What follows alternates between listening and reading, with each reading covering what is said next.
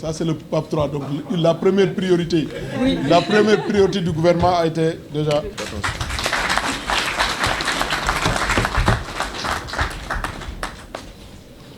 Monsieur le ministre Doudou Ka, Monsieur le secrétaire général, Madame la directrice de cabinet, Messieurs les directeurs généraux, chers collaborateurs, distingués invités et chers amis de la presse, c'est avec un réel plaisir que je m'adresse à vous en ce moment solennel pour d'abord rendre grâce au Tout-Puissant.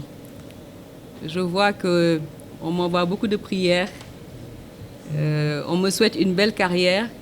Je disais tout à l'heure au ministre Doudou Ka qu'après 32 ans, sans chômage, moi je rêve vraiment de cette matinée où je n'ai rien à faire le matin et je pense que je vais m'atteler d'abord à me reposer. Je tiens à remercier le président de la République, son Excellence Macky Sall, pour l'honneur qu'il m'a fait de servir mon pays. Son accompagnement et ses conseils ne m'ont jamais fait défaut. Je lui réitère toute ma reconnaissance pour la confiance placée en ma personne. Grâce à vous, Monsieur le Président de la République, les femmes savent qu'il n'y a plus de plafond de verre au ministère de l'Économie. J'associe à ces remerciements le Premier ministre Amadou Ba, ainsi que tous mes anciens collègues ministres à qui je souhaite plein succès. Mesdames et messieurs, ma mission au sein du ministère a été exaltante. Avec la brillante équipe en place, nous avions une feuille de route en 5 points. Le point numéro 1, c'était de lever tous les financements des projets de directives présidentielles. Je me souviens, lors de ma passation de service, le ministre Ahmad Hott m'avait dit « En 3 ans et demi, nous avons mobilisé 5 000 milliards. Et on compte sur vous pour faire plus. » Le point numéro 2, c'était d'élaborer le PAP 3, qui est la déclinaison quinquennale du plan Sénégal émergent pour la période 2024-2028. Le président m'avait instruit aussi de réussir le recensement général de la population. Vous savez qu'un recensement, il est recommandé de le faire chaque 10 ans. Il nous avait aussi instruit de commencer ce qu'on appelle le rebasing, le recalcul de nos comptes nationaux. Vous savez que l'année de référence de notre PIB est 2014. Il nous avait instruit de recalculer les comptes nationaux avec comme année de référence 2021. Il nous avait demandé de rendre opérationnelle la loi de 2021 sur les PPP en impliquant le secteur privé national grâce à la stratégie nationale de développement du secteur privé.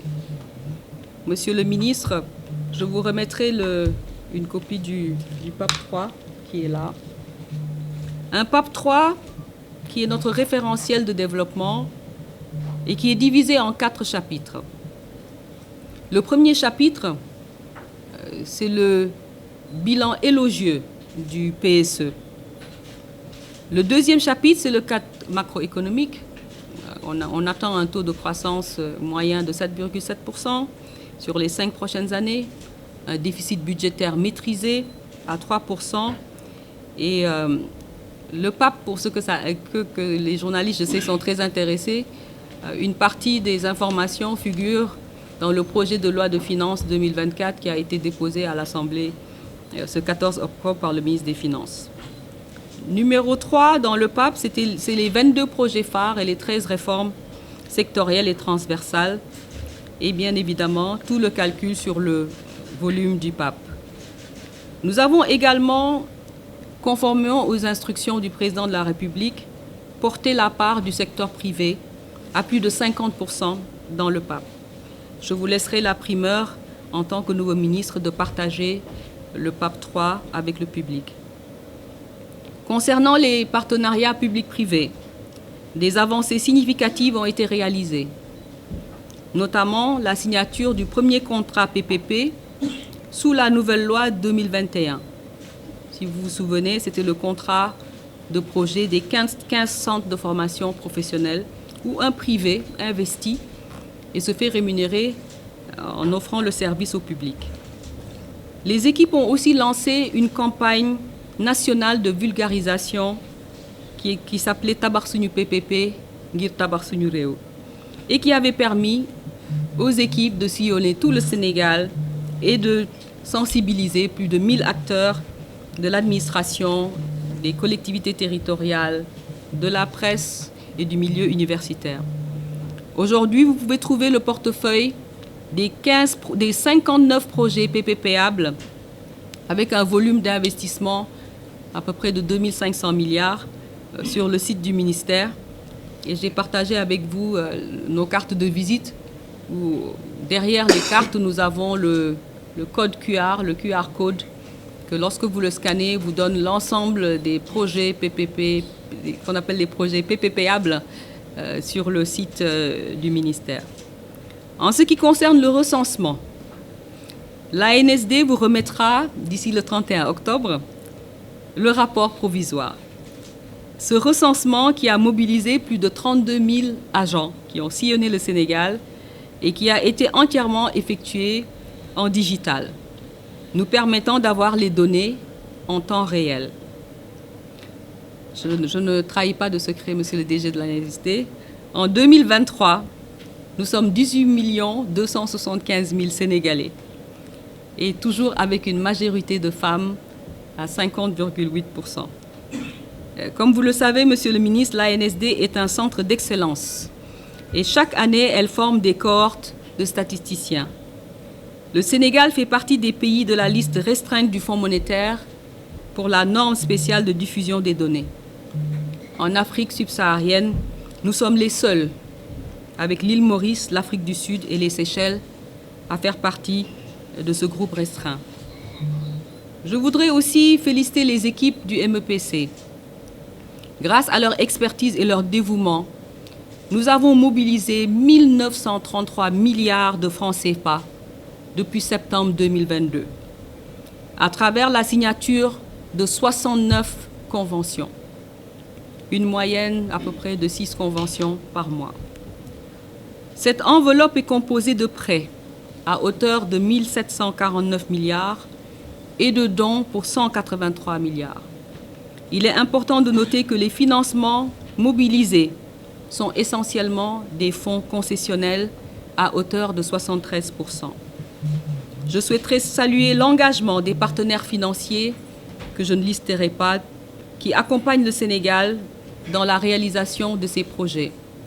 Et ces projets sont le TER, Diamniadio AIBD, le financement est bouclé, le BRT et la restructuration du réseau de transport de Dakar, l'autoroute Dakar-Tivaouane-Saint-Louis, les infrastructures structurantes de la zone économique spéciale de Diass, la voirie de Diamniadio, l'hôpital de Tivaouane, l'hôpital de Dantec, les 100 000 lampadaires, et vraiment la liste est très longue. Monsieur le ministre, nous vous confions la stratégie nationale de développement du secteur privé. À l'horizon 2035, grâce à la mise en œuvre de cette stratégie, il est attendu la densification du tissu d'entreprise avec plus de 300 000 entreprises formelles, 300 champions nationaux et 3 millions d'emplois formels créés. Telle est notre ambition. D'autres chantiers importants sont aussi ouverts, sont dans le pipeline, notamment le MCC régional pour un montant de 500 millions de dollars en cours de formulation. Vous trouverez au MEPC le programme phare d'accélération de la compétitivité et des emplois, dénommé le PACE. Les objectifs du PACE sont l'accélération de la compétitivité des chaînes de valeur prioritaires, l'accroissement des investissements privés et la promotion accrue des partenariats publics-privés. Le PACE a un budget de 250 milliards de francs CFA et les entités de mise en œuvre sont l'ADER, le FONGIP, la DPME, qui ont des success stories déjà à nous partager. Nous procédons à cette passation de service à quelques jours du marathon budgétaire.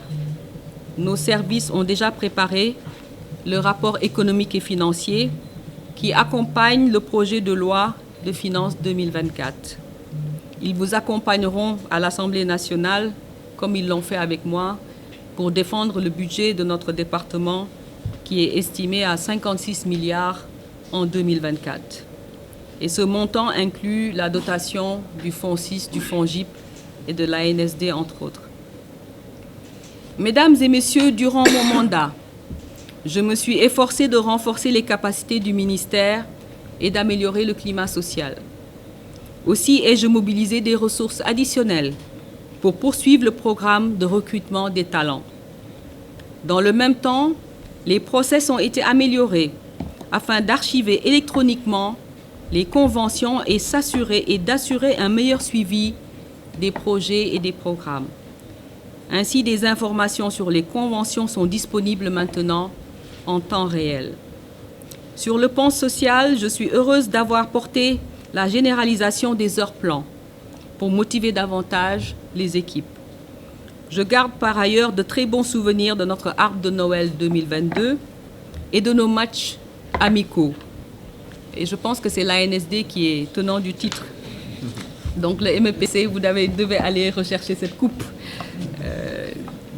Voilà, la revanche.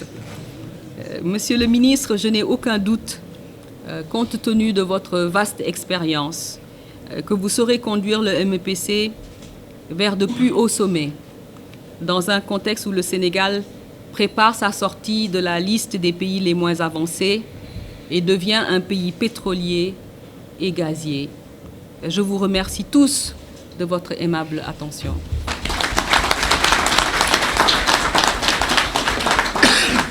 Madame le ministre, cher Oulimata, Monsieur le secrétaire général du ministère de l'économie, du plan et de la coopération, Madame la directrice de cabinet,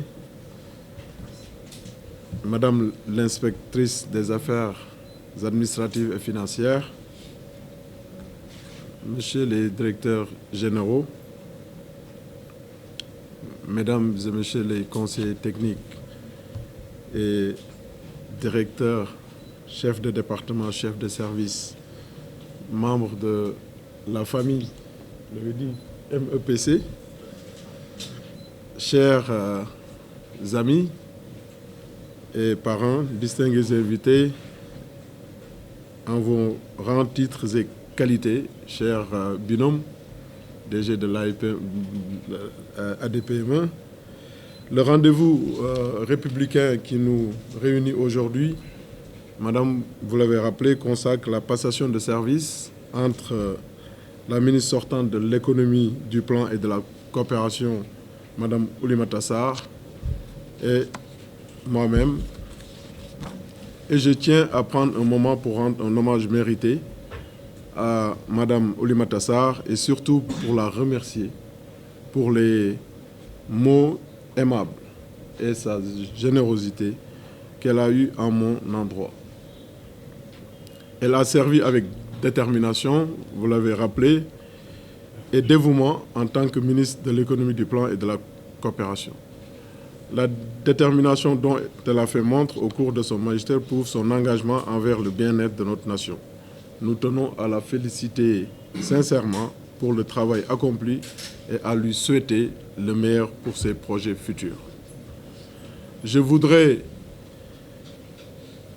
exprimer ici toute ma gratitude et ma reconnaissance à l'égard de son Excellence M. Macky Sall, président de la République du Sénégal, qui n'a cessé, et ce depuis le 30 avril 2012, de me faire confiance. Mes remerciements vont également au Premier ministre, M. Amadou Ba, pour l'honneur qu'il m'a fait en me proposant à nouveau dans son gouvernement. Mesdames et messieurs, le travail qui nous attend, vous l'avez rappelé, Madame, est considérable à 6 mois de la fin de la mandature.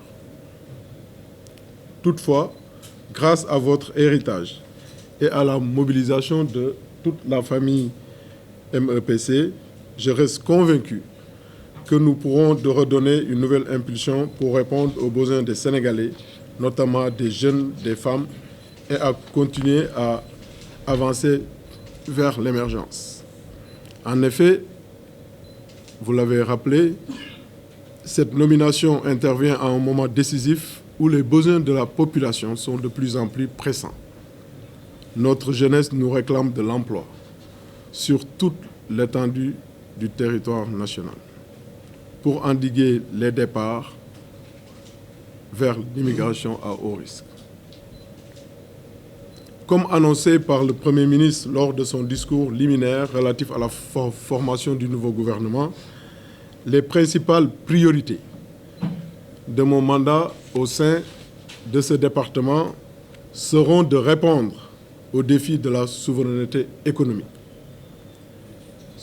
d'impulser une dynamique de croissance créateur d'emplois avec une meilleure implication du secteur privé, de promouvoir l'insertion et l'employabilité des jeunes, de lutter contre la vie chère, de répondre à toute urgence économique ou sociale, de finaliser, vous l'avez dit, pour notre part, pour ce qui nous concerne, les projets prioritaires du chef de l'État, vous en avez rappelé quelques-uns, et de finaliser, vous l'avez dit, je suis heureux de voir que le PAP 3 est déjà finalisé, donc je pense que ça c'est déjà sorti de priorités du Premier ministre, puisqu'il avait mis en priorité le troisième plan, vous l'avez dit, PAP 3, avec l'entrée du Sénégal dans l'ère de l'exploitation du pétrole et du gaz, et enfin de préparer la sortie sans heurts de notre pays dans la catégorie des pays les moins avancés. Cet horizon tracé sera pendant ces 6 mois la boussole de notre département. Pour réussir ce grand défi, le PAP 3 sera notre référence.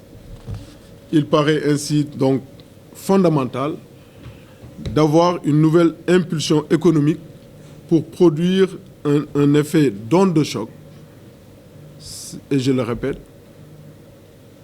une nouvelle impulsion économique pour produire un effet d'onde de choc afin de mobiliser toutes les catégories d'acteurs, notamment les partenaires techniques, financiers, le secteur privé national, les collectivités territoriales et le marché financier. Mesdames et messieurs, ce programme ou cette stratégie, cette ambition ou cet objectif d'impulsion de la croissance que notre département devra structurer, piloter pour soutenir bien entendu la mise en œuvre du PAP 3 permettra à notre sens d'accélérer des investissements massifs en réduisant progressivement l'engagement du budget national. Je disais tantôt que l'un des principes de base du PSE, c'était de mobiliser le moins possible le budget de l'État avec un rapport d'effet de levier de 1 sur 3 ou 1 sur 4. Et pour ce faire, nous devons trouver ensemble des mécanismes de mobilisation du secteur privé national en mettant en œuvre, vous l'avez dit, vous avez déjà listé des projets de mise en œuvre de la loi 2021 du PPP pour optimiser la création de richesses et le partage de revenus sur le territoire national. L'amélioration de l'accès au crédit également des PME et des PMI sera également un enjeu majeur. Et à cet effet, il sera certainement nécessaire de moderniser les instruments de financement et d'appui aux PME, PMI, aux entreprises, FONSIS notamment, FONGIP, mes amis du FONGIP, ADPME, l'ADER, et de renforcer surtout leur synergie pour optimiser leur impact sur notre économie nationale, vous l'avez dit, avec la mise en œuvre du programme phare PACE. Nous devrons également mobiliser le secteur bancaire local avec le concours de la Banque centrale en vue de mettre en place des mécanismes financiers de promotion de l'investissement. Les partenaires techniques et financiers devront également continuer à jouer un rôle important dans cette stratégie d'impulsion de la croissance. Parallèlement, nous allons discuter avec nos partenaires de l'UEMOA, de la Banque centrale, des leviers de financement de nos économies et de notre politique monétaire face à la hausse des taux d'intérêt. Dans la même dynamique, nous souhaiterons faciliter les conditions d'accès au crédit de notre secteur privé national pour accélérer les investissements créateurs d'emplois. Nous nous employons à explorer comment mieux tirer parti de nos richesses naturelles et de revoir le cadre de gouvernance pour rendre les contrats plus équilibrés et plus justes. Cette volonté et cet objectif permettra très probablement de libérer des ressources et des niches importantes qui constitueront des ressources budgétaires additionnelles pour redistribuer la richesse aux Sénégalais les plus nécessités et de soutenir la croissance. Mesdames et messieurs, il s'agira en particulier de promouvoir une ingénierie économique et financière innovante pour renforcer le financement de l'emploi des jeunes, de la demande sociale et pour stimuler les investissements tout en limitant, je le rappelle, l'engagement du budget de l'État. Il s'agira pour notre département de trouver les marges de manœuvre pour dégager une plage budgétaire pour pouvoir financer notre économie. Et nous avons beaucoup de niches pour le faire, notamment en travaillant sur les contrats d'exploitation de nos ressources naturelles. Par ailleurs, le secteur privé national devra jouer un rôle central dans l'exécution du PAP 3 avec des investissements massifs. Ainsi, sous l'autorité du président de la République et du Premier ministre, nous allons proposer ensemble cette stratégie d'impulsion de la croissance qui s'adossera bien entendu sur le PAP 3 en ciblant des secteurs et des chaînes de valeur prioritaires pour la croissance. Et ces chaînes prioritaires seront les vecteurs de cette stratégie. Cette ambition est d'autant plus nécessaire de nos jours que nous sommes confrontés à des défis majeurs dans un contexte d'une croissance mondiale en berne et des taux d'intérêt en forte hausse. Toutefois, il faut saluer la résilience de notre économie qui devrait normalement afficher un taux de croissance de 4,1% en 2023 contre une croissance atteinte dans la plupart des pays.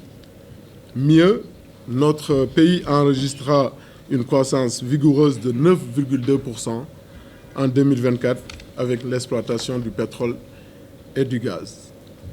Mesdames et messieurs, c'est dire que cette stratégie d'impulsion de la croissance que nous entendons ensemble mettre en œuvre conformément aux orientations définies par le Premier ministre constitue un engagement ferme envers la souveraineté économique du Sénégal. Le Sénégal, en cette année 2023, se trouve à un moment unique de son histoire politique et économique. La décision du président de la République de ne pas se présenter à l'élection présidentielle de février 2024 a marqué un tournant historique. Cette décision, au-delà de la politique, a des implications profondes sur la manière dont le pays planifie son économie et gère ses ressources publiques. Au-delà de l'amélioration de ce cadre systémique, il s'agira surtout de miser sur le génie créatif de notre peuple. Chers collaborateurs, votre réputation vous a précédé. Mon expérience personnelle avec la plupart d'entre vous vous a précédé. Et je suis conscient que je rejoins un département reconnu pour abriter des talents exceptionnels voire les éminences de notre administration. C'est pourquoi je vous engage solennellement à vous mobiliser totalement pour relever ce défi national. Je puis vous assurer ici de ma ferme détermination pour une collaboration loyale sur la base de principes et de valeurs dont le socle est le travail bien fait dans les délais impartis. Je ne saurais terminer sans remercier nos partenaires techniques et financiers dans leur grande diversité et dont la précieuse contribution sera déterminante dans la réalisation de cette grande ambition. En cette circonstance solennelle, où le devoir m'appelle en ces lieux, permettez-moi d'exprimer mes remerciements appuyés à ma famille, dont certains sont ici présents, mes amis, mes anciens collaborateurs, qui ont tous bien voulu sacrifier de leur temps pour prendre part à cette cérémonie. Je demeure engagé, comme vous le savez, avec le président de la République envers le développement économique de notre pays. Qu'Allah le Tout-Puissant bénisse le Sénégal. Je vous remercie de votre attention.